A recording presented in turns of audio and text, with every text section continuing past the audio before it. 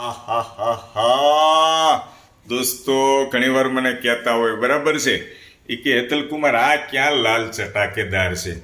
આમ તમે જુઓ દોસ્તો, બનતું હોય ત્યારે છે ને એ જ બતાવું છું. આજે હું સરસ મજાનું સબ્જી બને છે, તમને ખ્યાલ આવી જશે કે કયું સબ્જી છે. બરાબર છે, પણ આમ એક નંબર લાલ ચટાકેદાર. હજી તો આ સડશે બરાબર બરાબર ને, અડધો કલાક સડવા દેવું પડશે ને. 15 મિનિટ. પણ આપણે રાખને જેમ સડે એમ સારું ન થાય વધારે, પણ દાજી ન જવું જોઈએ, બળી ન જવું જોઈએ. બરાબર છે. અને આની સાથે આપણે રોટલો લેવાનો છે ને. ભાખરીમાં કેમ મહેનત કરે છે?